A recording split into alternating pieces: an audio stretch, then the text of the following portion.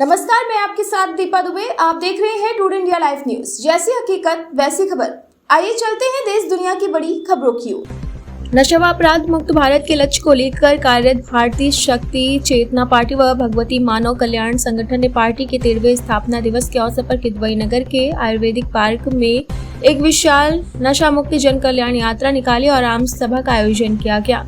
यात्रा में हजारों की संख्या में पहुंचे कार्यकर्ता एवं नगरवासी समाज को नशा मुक्ति मांसाहार मुक्ति का संदेश देते हुए पार्टी की नशा मुक्त कानपुर की अवधारणा को और मजबूती प्रदान की गई। यह यात्रा आयुर्वेदिक पार्क से प्रारंभ होकर शहर के मुख्य मार्गों से होते हुए आयुर्वेदिक पार्क में समाप्त हुई। वहीं यात्रा एवं आम सभा के मुख्य अतिथि भारतीय शक्ति चेतना पार्टी के राष्ट्रीय उपाध्यक्ष सौरभ द्विवेदी ने शहरवासियों को संबोधित करते हुए बताया कि भारतीय शक्ति चेतना पार्टी का लक्ष्य देश को नशा मुक्त एवं भ्रष्टाचार मुक्त करना है, जिससे लक्ष्य को लेकर पार्टी 13 साल से संकल्पित है और जिसके लाखों कार्यकर्ता देश स्तर पर नशा मुक्त अभियान में लगे हुए हैं।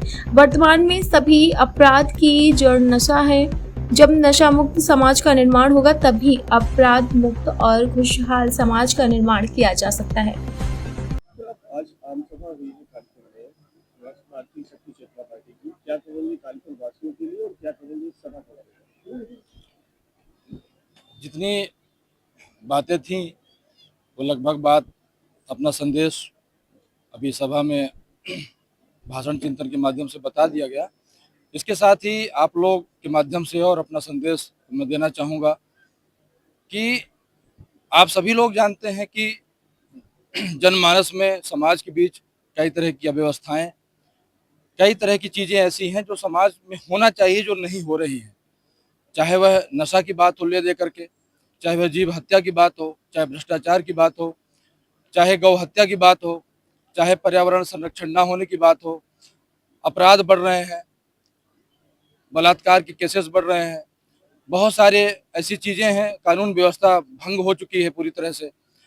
एक आम आदमी जो रसूखदार नहीं है, जो संसाधन से विहीन है, वो और विहीन होता चला जा रहा है। उसके अधिकारों की सुरक्षा नहीं हो पा रही है। इसीलिए हमारे बीच से निकल करके हम जहाँ रहते हैं, एक आम आदमी, एक आम समाज का व्यक्ति जो दबा हुआ है, जो घर से बाहर निकलने में डरता है, उसको हम मजबूत बना करके कैसे राजनीतिक व्यवस्था में परंपरा में लाएं, इसके लिए भारतीय शक्ति चेतना पार्टी काम कर रही है। एक व्यक्ति जो अशिक्षित है, असहाय है, भयग्रस्त है, निर्धन है, कमजोर है, गरीब है, वो अपने पैरों पर खड़ा हो और सवाल करना सीखे और राजनीतिक व्यवस्था में आकर के खुद परिवर्तन करने के लिए प्रेरित हो और दूसरों को भी प्रेरित करे। इसके लिए भारतीय शक्ति चेतना पार्टी काम कर रही है। और कानपुर वालों से मैं यही कहना चाहता हूँ, उद्योग की नगरी कही जाती है, यहाँ पर बहुत सारे सुविधा संपन्न से युक्त व्यक्तियों का यह गढ़ है। यहाँ पर अगर हम चाय लेंगे तो हमारे इस कानपुर नगर के साथ साथ इर्द गिर्द जितने भी छोटे मोटे जनपद और गांव कस्बे हैं, वहां अगर हम चाहें तो जिस प्रकार उद्योग स्थापित करके हम भला कर रहे हैं लोगों का, उसी प्रकार एक जागरूकता और परिवर्तन की लहर पैदा करके हम समाज का कल्याण कर सकते हैं। राजनीति की जहाँ तक आपने बात की, तो क्या 2027 में भारतीय शक्ति चेतना पार्टी चुनाव लड़ेगी और कितनी सीटों पर लड़ेगी, लगभग क्या अनुमानित है? भारतीय शक्ति चेतना पार्टी 100 से अधिक सीटों में चुनाव लड़ेगी।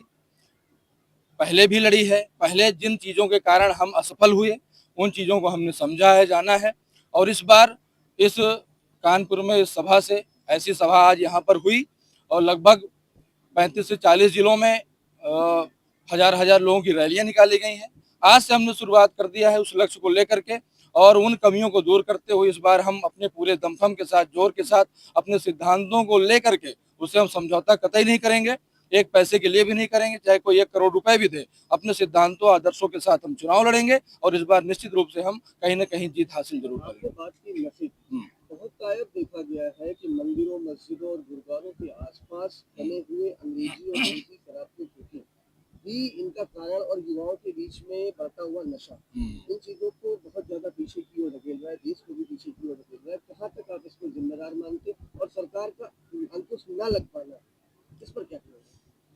देखिए, मंदिरों, मस्जिदों, गुरुद्वारों के पास तो वो महाअपराध ही है।